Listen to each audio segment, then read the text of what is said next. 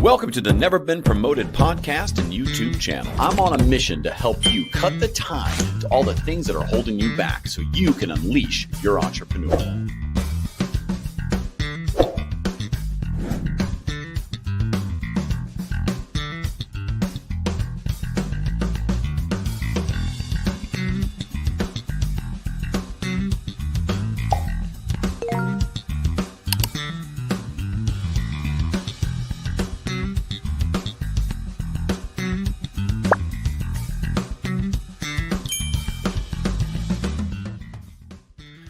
Welcome back to Never Been Promoted. Here we are live again. And some of you probably, I'm on your feed, you're like, why am I feed so much? Unfriended, if that's a thing. I'm not sure. I really don't know how to use technology. I just show up for meetings. That's what I do. I'm the meeting show up guy. And that's a good thing. Hey, thank you for coming. This is your first time ever being here. You're probably like, what is this? And I will explain. We have a mission to help entrepreneurs get better at entrepreneurship because it's a tough road. It's hard to do. There's lots of things you got to overcome.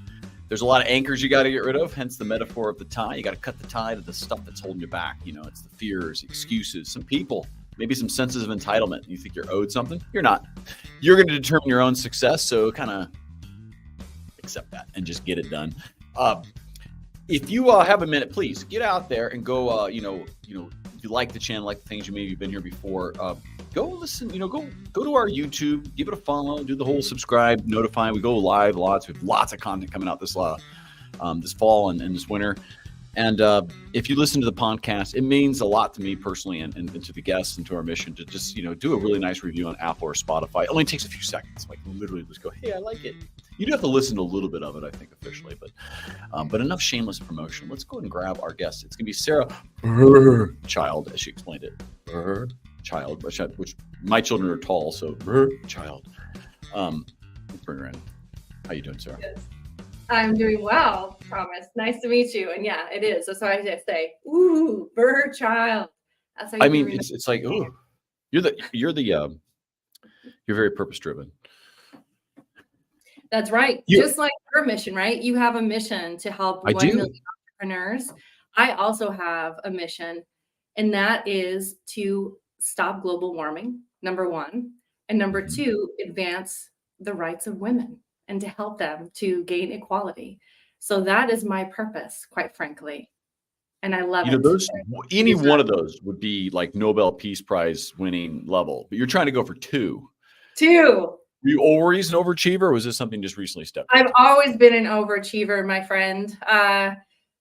My career started right out the gate at the NBA team Golden State Warriors, is where I got my very first job in design. And after that, was it a slam dunk job? Or that's right. Well, back then, quite frankly, nobody wanted to see the Warriors. And I guess depending on what year you've been watching, right? Everybody would come to see Michael Jordan, Chicago Bulls. Oh my God, I just dated myself. But yeah, that was a soccer team, by the way, until you said that. I was like, oh, that's a basketball. I'm just kidding. Oh, yeah. Really, it's baseball. Oh, he played baseball, right? Anyway. Yes. I want to share with our listeners. She did ask me to try to find puns and weird comments, and so I'm just going to do that the entire show now. And it may fail, and I don't care. She asked for it. I'm here to support women's rights and their equality of terrible podcasts as well as good ones. I mean, we can see. That's right. All right. So you're on a mission. You have Purpose Design as your company. You founded this, and it's like UX for good. And, you're not going to be the one that solves all of it because no one person could. It's got to be a whole bunch of people getting behind some ideas. Right. And that's kind of the purpose idea of design. That's right. Purpose to help the porpoises too. I think right. If you had, the porpoise is the dying world. With oceans warming. Yes. But let's get back. They could just go deeper, right? They could just, it'll be cold still lower. So they could just go lower. No. That'll be a different podcast. We can talk about that. Okay. But purpose design exists for those two functions, really. And really the epiphany that I had came, as most epiphanies do in people's lives, right? There's a big momentous change in most of our lives. Either you have a friend that dies or a family member, or some, big life event. And for me, really to start this whole shebang, was that I was driving on a 2-lane road with a very steep cliff. And as I was driving, I started to lose function of my muscles. I was becoming paralyzed, and thought that I was having a stroke. So fast forward, I ended up in the hospital and did not have any ability to move other than I could blink. Right? So I was not even able to speak. I was not able to do anything, quite frankly. It was like a vegetable. For me, that was my worst nightmare, is to essentially be dead, but not be dead. Wow. And it was in that hospital that I did see my son, and the tears in his eyes and the look on his face as he could see his mom, and he wasn't sure how I was going to do. And I, quite frankly, wasn't sure how I would do as well, truth be told. And so I said to myself, to the universe, to God, if I can get through this, please give me a second chance, because I will make things right. I'm going to make things right, not just for me, as it had always been up to that point, but also for my son and his generation. Up to that point, I had looked around and I would see that it's getting harder to breathe. We no longer have the blue skies, the clean air, right? We have a lot of pollution, plastics and whatnot. And in a way, I was okay because I was used to it. But to see my son and to see the other generations having to deal with that was like a no-go. So fast forward, I did get better. As you can see, I can move all my parts. I'm good. And so I kept to that promise, went to work, told, my upper management of my plans. And we were able to make arrangements so that then I could go to my calling, which is purpose design. And so my background has been in design. You had said UX earlier, and not everybody knows what UX is. So for those of you that don't know what UX is, it's short for user experience or customer experience. So if you are an entrepreneur and you have an idea to build a product, for example, or you have an idea to build a particular service or software, then typically you would come to, pardon me, somebody like me, and we would look at your customer base. We would look at, the pains, the challenges that your customers face. And our whole job is to create like a holistic experience for your customers. I'll give you an example. I headed up the studio at Walt Disney Studios for user experience.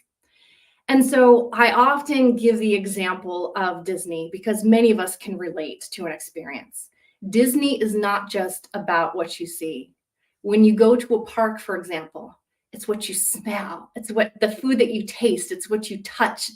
It's everything that you feel in all of your senses. That's what experience is. And so that's what purpose design is called to do. And we focus primarily on companies that are pioneering in environmental sustainability, but also companies that are working not only towards women's empowerment, but also just women's products. As a female going through different life stages, I've been finding that there aren't things that I need as I am advancing in my age. So I'm wanting to help out others.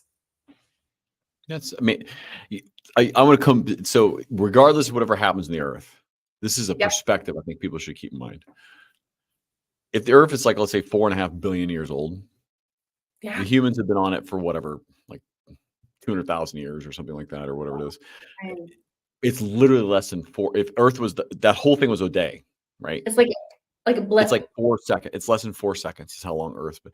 So what I do know is the Earth is just going to be like, yeah, humans, good luck, good try, good attempt, and it will just be gone.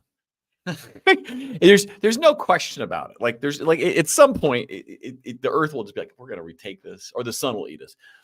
but while people are here, I think, you know, we look Yeah, back on people 200 years ago, like, and we think, oh my God, like simpler times, but how little technology they had, and why would they, you know, you look back 2,000 years, you're like, man, they used to murder each other like crazy, like, or at least that's what we're told, right? Like, I'm sure there were some peaceful things, but it was more yeah, violent. I think we'll yeah. fast forward 1,000 or 2,000 years, we're still around. We'll look back now and be like, they used leeches on people and they used radiation and they used to throw plastic into the ocean. Why would they ever do that? Like, that makes no sense. And so it's like it takes lots of little movements and people to get behind it until there's a major event, and then everyone gets behind it. It's right. And I think one of the things that I like to talk about, there's this notion of climate anxiety, I think is the term out there, which is Yeah, you're I've so heard that. overwhelmed with the news, and the news is very negative. That it's you don't feel No, no, it isn't. no. No, I actually stopped watching. I'll watch Netflix occasionally, or like a show, or Yeah, Olympics is probably the only thing on TV I currently Olympics watch. have been good. I got paid for Hulu every month to watch maybe a 4 shots in a golf tournament throughout the year, and the Olympics once every 4 years. I don't Yeah, watch news, I don't watch the news, and I don't even because it's so negative. Like, if they'd feature more positive things, that's right. um, but we're predispositioned because of, you know, like what's the saying? If back when the ancestors and people, like, you know, the person who looked Yeah, at a bush and a rock that's ever right. thought that that wasn't a lion, and they weren't That's like, oh my God, oh my God, oh my God, they got eaten. And so we're predisposed for self-preservation. survival purposes to be negatively biased, and That's right. we're more attentive to that. And so, And there's a very, very interesting TED article or a TED talk on this, which I can send you the link afterwards. And there was this woman who talks about how our brains work. And on average, if you had, you know, something bad happen, your brain is more, I think it's like something along the lines of, don't quote me, but something along the lines of like 7 times more apt to remember a bad experience or a bad feeling than a good one. So we are wired not only to have these perceived threats, but in addition to that, retain those threats a lot longer. They're stickier, right? And so when you yeah, think about even designing experiences, that's one of the things that we have to think about constantly, because for every, you know, one bad experience, you now have to come up with at least 7 other good experiences, even just to get on par. And so we like to design it so that we can lessen those bad experiences, quite frankly, because they'll it's stick. They'll stay with you. it's crazy, and being positive is exhausting. I hate it. No, I'm kidding. See what I did there? I was negative about being positive. I thought that's me. And All right. Well, yeah, so here, so give me. So I see your journey there, right? So you get there to building this. Obviously, you had a huge you had to overcome going from blinking to swallowing again and breathing. yeah, So the you've had first some stuff you had to go first over. was my thumb. But the day that my thumb was moving, I knew Oh, I'm a winner. I'm going for it. Yeah. yeah. That's, I mean, that's been, and so, and the actual business launch, what's Yes. one of those things that came up and you're like, I don't know if I'm going to make it? Truth be told, the business is very young. So oftentimes I I have that thought that runs through my head. Mhm. Um, and those are the times when, as an entrepreneur, I would recommend to myself and others to reach out to your support network if you have a support network. If you don't have a support network, go find a support network. For me, it happens to be both business and family. Um, I don't want to quote unquote burden my husband, although he's super supportive. But he does not know about business in ways that others do, such as, for example, you can reach out to the SBA.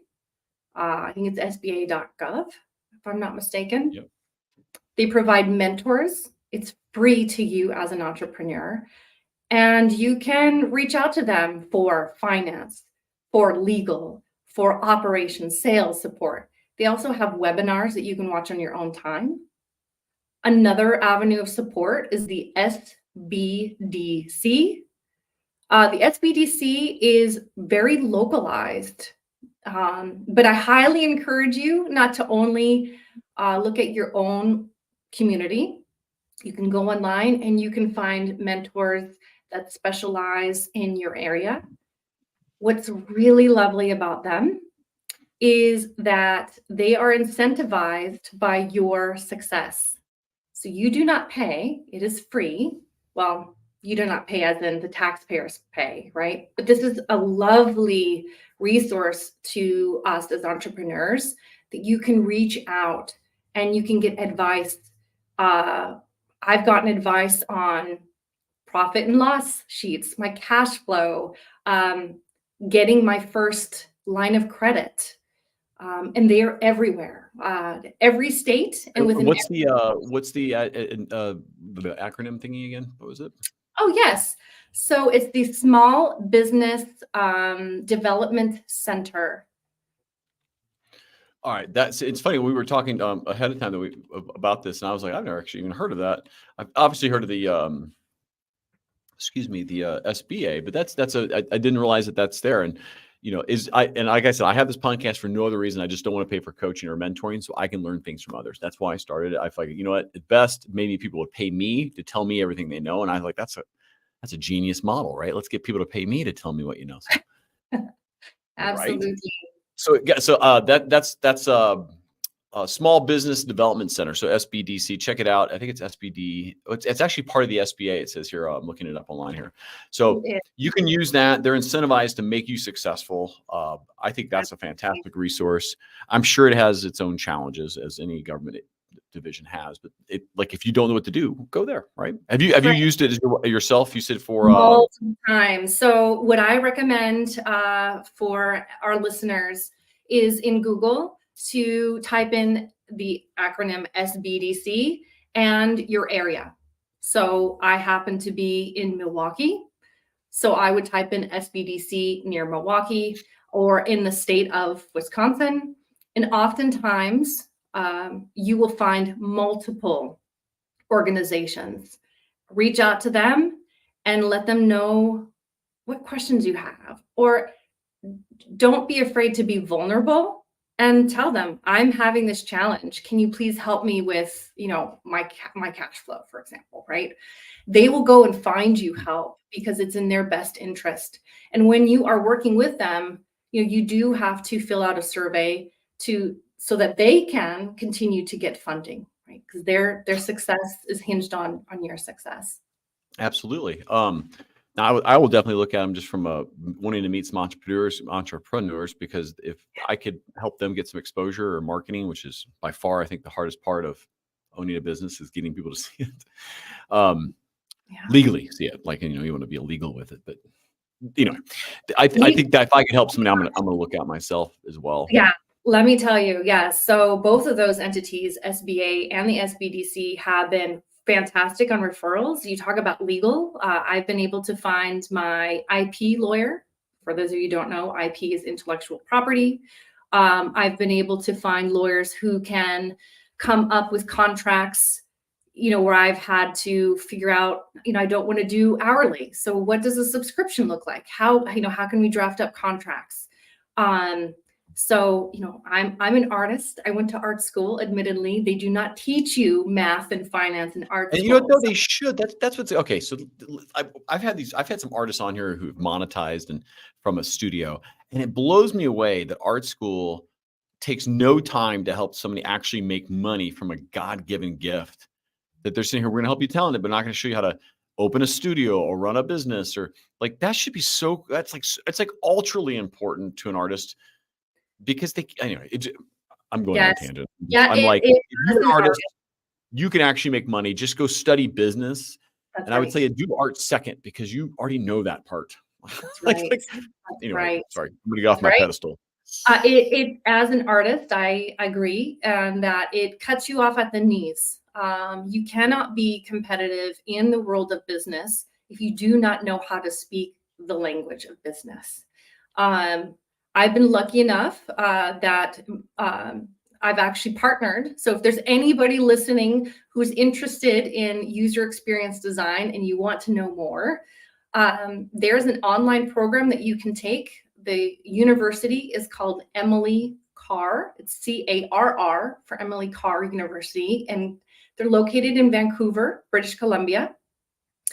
And they, me alongside a few other really talented folks, put together a new kind of curriculum that has art, but you also are taught the business side of things. So it's a very well-rounded and holistic approach to learning art and being able to thrive in the world of business. Yeah. It's amazing. Tell me about some of your customers you've helped.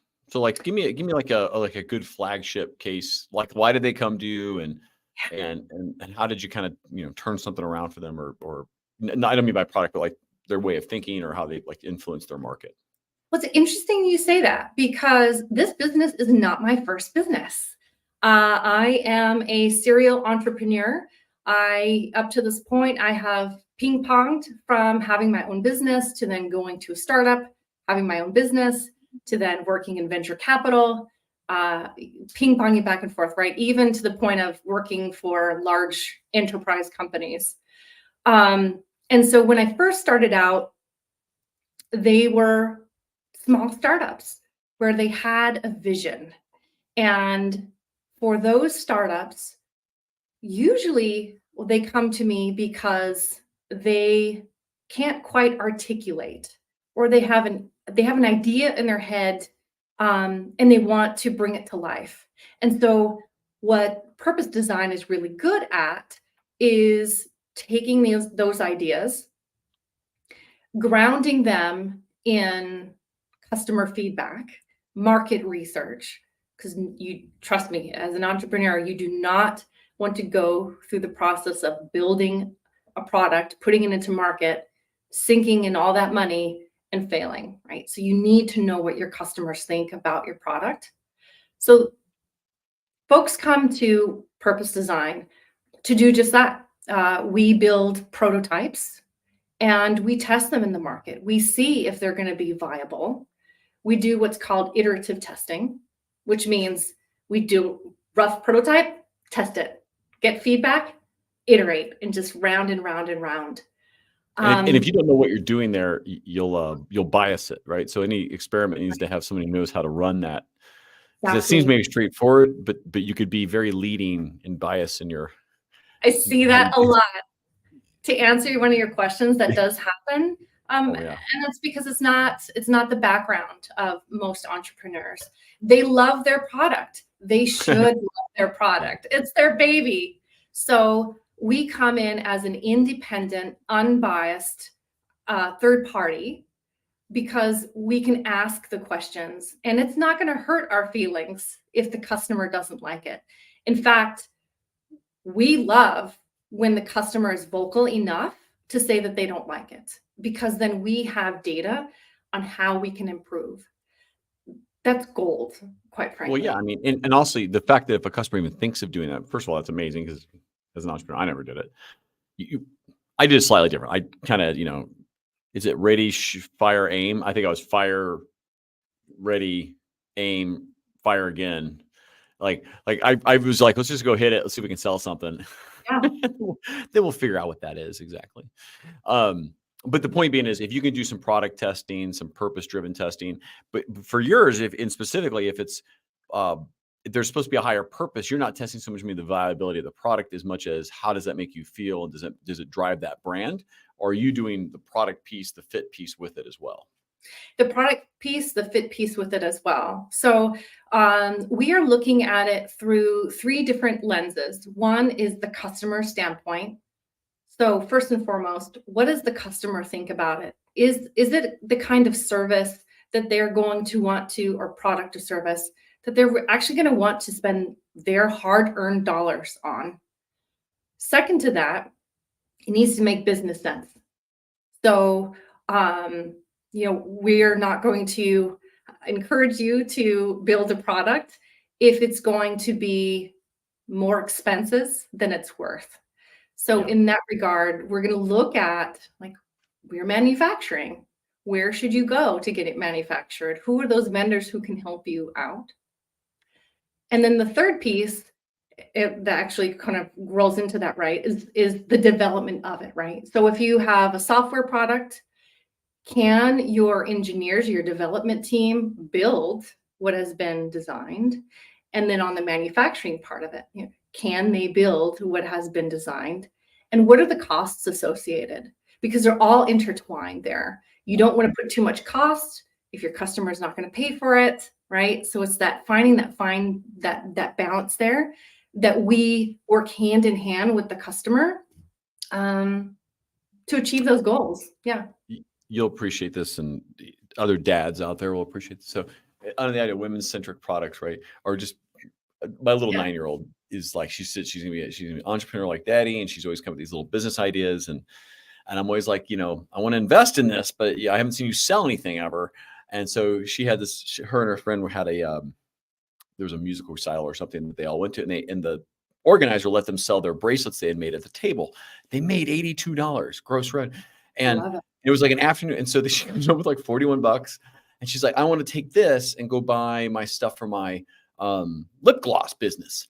Yes. And I said, well, let's go crunch some numbers. And she's like, oh, okay. So she comes down throughout the day, and she's not, can we crunch numbers? No idea what it means. She comes in, I was like, yeah, come in. And we go to GPT, and I said, okay, let's go enter all how much is a thing of Vaseline? How much is some beeswax? How much is some coconut oil? Like, how much is glitter? How many, how big are the containers? How much do they hold? And we put it all in there, and we started going with GPT. And I was like, we're going to use AI and ask it some questions about the business.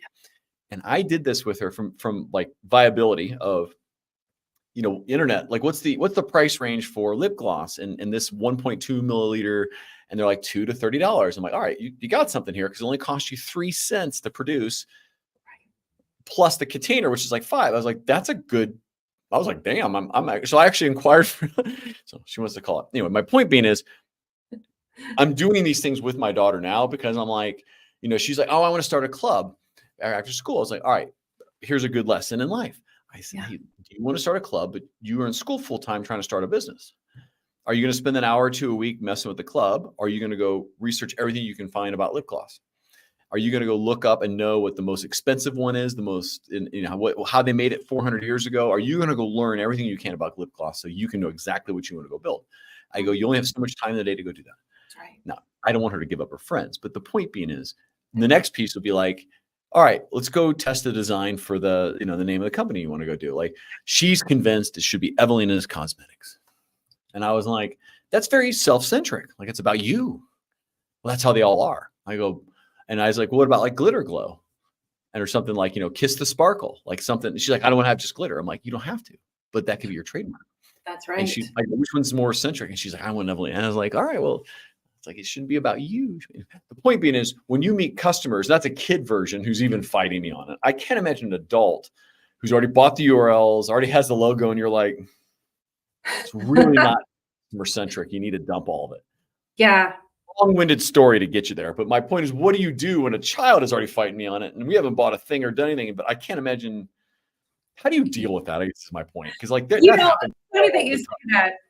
Children have a knack for being so brutally honest. There are no filters with the children that I know, that I have grown up with, that I have.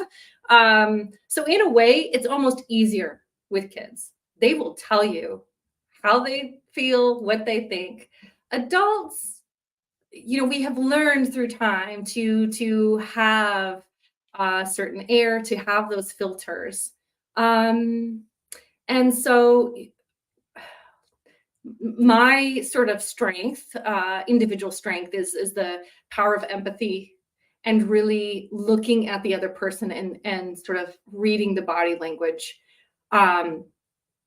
Do I like to give, bad, seemingly bad, right? It depends on how you want to look at it. Feedback, no. However, the risk of losing your capital, like the money that you've saved up for. And many times these entrepreneurs, it's their money, their savings, is paramount. I would much rather you as an entrepreneur save your time and your hard-earned money, then either create a variation, because some of these ideas you just need to just tweak it. You don't have to completely scrap the whole idea in many of these cases, right? Well, exactly. And the lesson I'm trying to get to there is, you as a business owner, for those listening as an entrepreneur, sometimes you'll be faced with, do I risk this? And this is like, I have a customer, I don't want to piss them off, I don't want to lose them. Yeah. But if your customer won't listen to your idea because they hired you to say, hey, listen, I'm here to test your market, here's my feedback on what you've already invested in. Yeah, then it's They not. can't hear that. They're likely not going to get value what you're doing because it's not going to work anyway. Now, That's right. you can present them with the data and say, hey, here's a viable options. I understand you did that. But you invested X, but it's going to be 5X if you start marketing, build websites, do all this other stuff. And sometimes the name is the problem. Sometimes when it's product centric, it's like, what was it like the in some markets, like they'd show little babies and for baby food, and they were thinking, some people thought babies were actually in it, and they were like, I saw that as first of all, well. that's crazy, but like, I mean, like, oh, Yes. that because in their culture, like what's on the thing is what's in the thing, and you're like, That's making right. a real baby? Or That's like right. the Chevy Nova, which it didn't sell in Spain because Nova means doesn't go. That's right.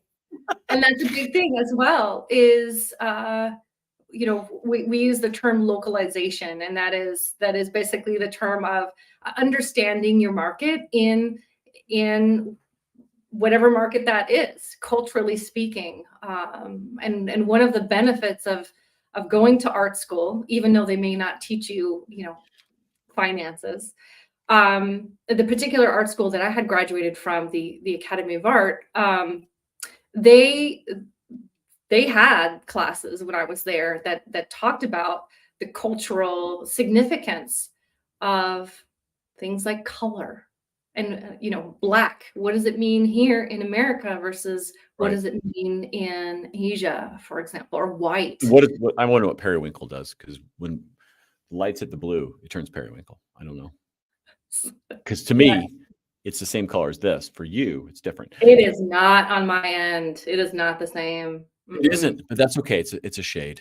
Yeah, it looks good though. 50 shades of blue. Do you see what I did there? Do you see what I did there? It's 50 shades of blue. I did. That's a more depressing story than gray. Do you see how that's even possible? I don't know. I'm women-centric today. Women-centric. That movie was 100% for men. All right. Question for you. And I wasn't really into that movie for some reason. It was the acting was. I've never seen it. I actually haven't either. I'm sorry, but no. Yeah, me neither. Two people talking about a movie and book they haven't written or read or viewed. Awesome. What's next for your business? Like, how do you grow it? So you've done it you've done different businesses, but I've done it a few times. Yes, and actually, this is my second go of this particular business. So right out of college, at the ripe age of 20 something, I knew it all. I knew everything about everything. Me too. Most 20-year-olds do, and it's amazing how that works, right? I'm so dumb in my old age. Yeah, it only gets worse. I mean, I don't know about you. I can only speak for myself, but oh no, it's getting worse for sure. The more you know, the more you realize you don't know. And so right out the gate, I started my own design firm. I was, doing branding, print design, back in the day when print was a thing, which I'm sure it still is, but that's not what we focus on anymore, and website design. And 8 years into it, abruptly stopped the business because I had burnt out, and I had come to the realization that art school did not teach me the business knowledge that I needed. And quite frankly, I had gone to art school because I wanted to do art. I did not go to art school.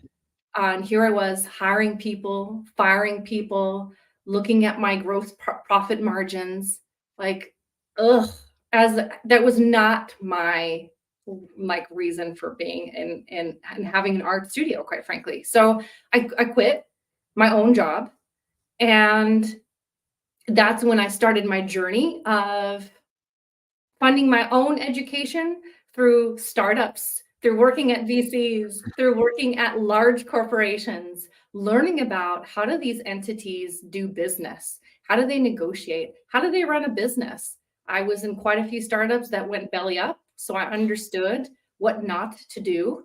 And I've been in quite a few companies that did quite well, and very large companies. So I can learn about trying to get initiatives approved when you have lots of layers of bureaucracy. So all of that then, and in the middle, there were times that I had a lot of energy and had started a second business that was in food and realized the margins there were not for me. They were not the kind of profit margins that I wanted, that I just personally could not, did not have the wherewithal to retire from. Right. And promised myself that once I felt good about the knowledge that I had about business, then I would do it again, but I would do it better because I would know. Yeah, you're learning. I've said this a few times, but I recently went to a high school reunion, and it occurred to me that, kind of by math, and I'm 48, right? So it took 30 years to get to here, but by all accounts, if you're healthy and you should be cognitively okay and generally healthy at 78 as well. Yeah. So, but the perspective is you have exactly from the time that you just graduated to now to the future. What would you do? So if you're doing like the back half, what do you do differently? And you could do anything because now you got 30 years more experience to do it. Hopefully a little less and a little more money, or you probably have no debt and a little bit more money. I don't know. The point is you should be in a better position to do something different.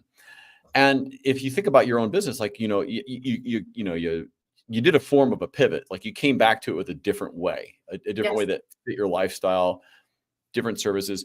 And in my company, Instant Relevant, we've been through a few of those where we were trying to be an AI company and then became a content company. And we've really moved to the strategy side. And even now we're moving to verifying other marketing agencies' ability to deliver because it fits better with the culture of our company and what we see as problems. And I think this is one of those lessons that people should take out there is that you're going to make moves and pivots. And just because you stop doing it for a while, it doesn't mean you can't return to it with new thought or perspective. And that's not quitting unless you're like, I'm never doing it again. And that's actually okay too, if you just have something else to move on to, but don't do nothing, right? Because, as long as you keep iterating, you'll find the market, you'll find the revenue, and you won't fail. Like that you only fail when you truly go, I'm not doing this anymore. I'm not doing anything. Then you've given up and now you're in a deep spot. That makes it a little more tricky to do. Yeah. I like your take on that. It reminds me of a conversation I had with a mentor, because I had that mindset. I thought, oh gosh, like this is it. I'm done. And her perspective was very refreshing. She said, Sarah, have you ever taken the train?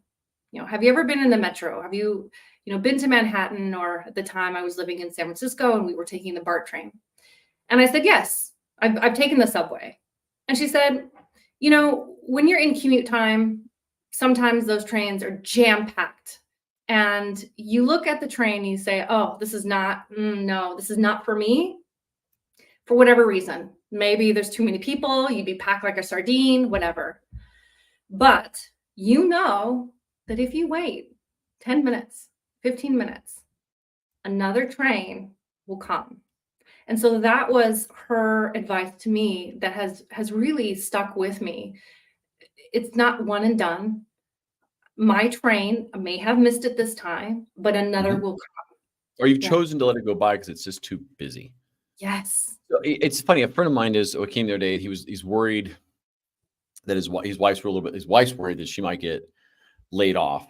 And I said, hey, I've been through this, I think 5 or 6 times. I don't know, a few times. Yes. And I go, and it sucks. But if you know it's coming, which is, or could come, just get in a position where, you're in a headspace that, hey, we have some savings. It could just in your mind, it's going to take 12 months to find something. Right. And just get in a headspace of this, I'm going to take that time to retool, do something new, and just enjoy that it's not going to be forever. because it's going to suck while it's happening. It feels like it lasts forever. But when you have it, if you say, well, if I known I was going to get a job 8 months from now, I would have done, well, go do those things. Yes. And don't overspend, but like go do some of the stuff. You want to go learn how to play tennis, go on your daily walks, or write a book, or go read 30 books. But the point is, don't do nothing, but just enjoy the fact that you get a break and it's okay.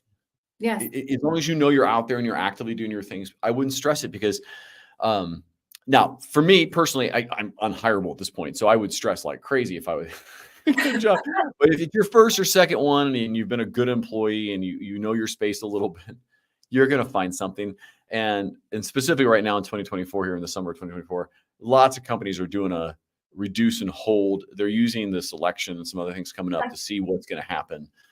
And then I think late this year, early next year, you'll see it depends on it doesn't even matter. There's going to be a massive rebound of hiring and stuff because, well, absolutely. One candidate will probably have a different effect than the other. And I have not supporting either one when I say that, but that's what people are waiting to see. So some companies are like, oh, sweet, we're going to be great. Other companies are like, oh, we're screwed. And so we'll see. Absolutely. Yeah. And it's not just in our country. There are other countries right now going through elections, and we're seeing what's happening there too. So there's a lot of change in the world at large happening. I mean, think about 4 years ago, right? Ukraine or whatever it was like a stable country you'd easily go visit. Now you're like, I wouldn't go near that place with a changes very quickly. Yes. And that's not supposed to happen, right? That was a sovereign country. And the point is, if you're just worried about a job, you're worried about the next thing you're going to do in your entrepreneur, you're in a 1% of 1% problem world.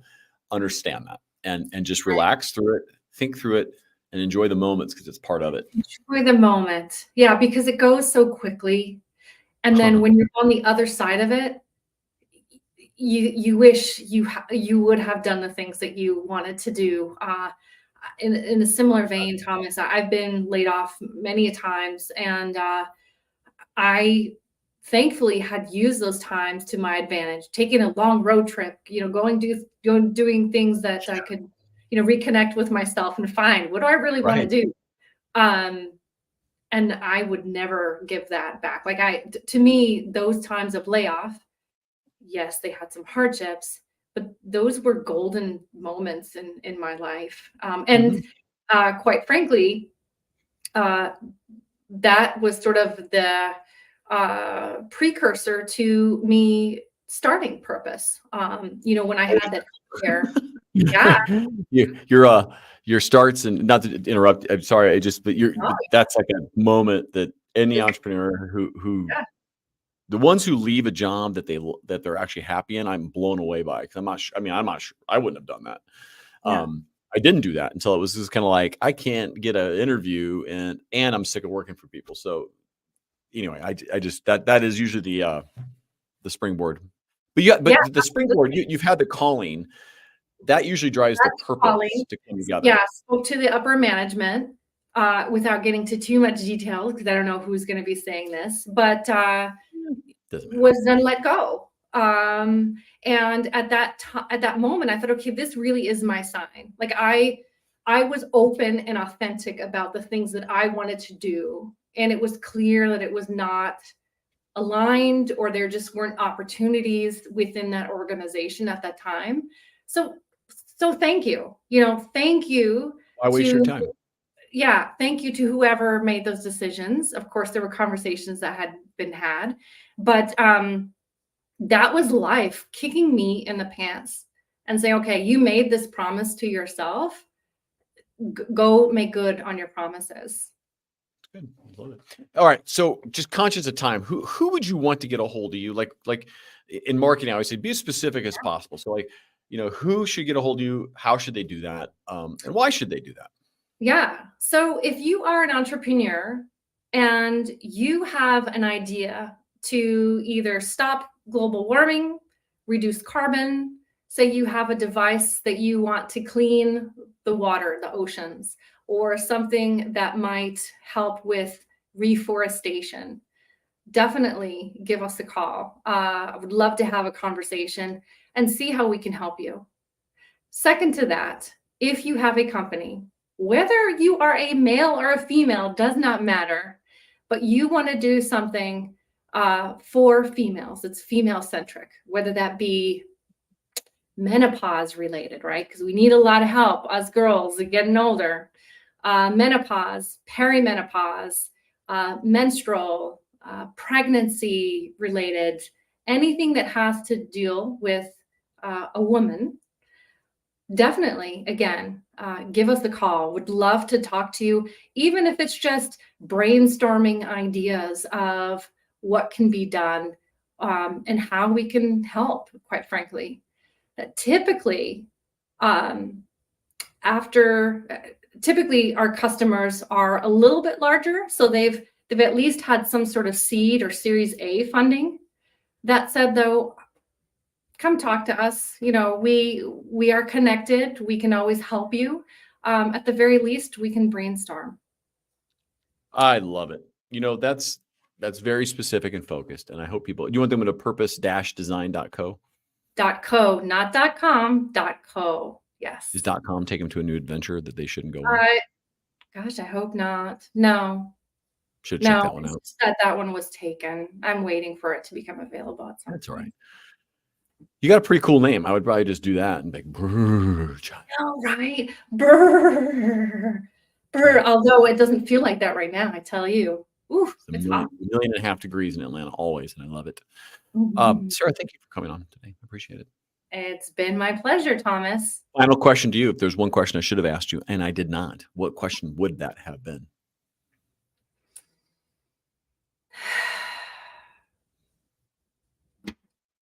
What's my favorite dessert?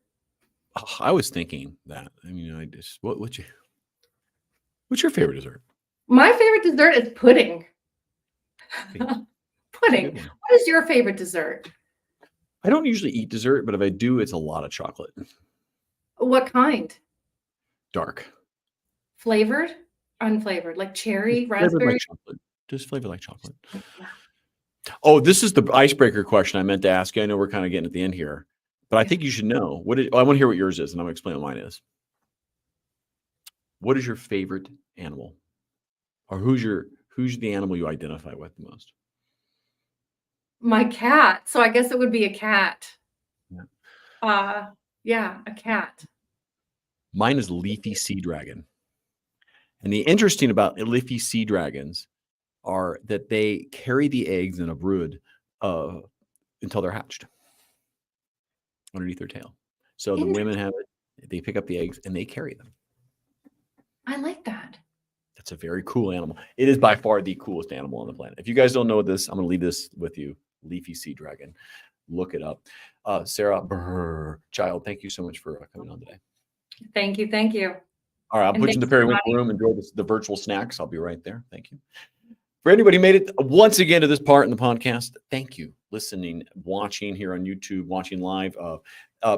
Get out there. Go unleash your entrepreneur. Cut the tide, all the stuff holding you back, right? Like maybe it's life challenges, all that stuff. I say this over and over because actively try to cut the tide of stuff that is in your way. You will feel better for it. It'll sometimes be initial pain. Sometimes you're just going to feel amazing. Like, you know what, F this. I'm done. I'm doing this. Go do it. Get on your way and let nothing stop you. Get out there. Go unleash your entrepreneur. Thank you so much for listening. Until next time, this is Thomas Helfrich. Thank you.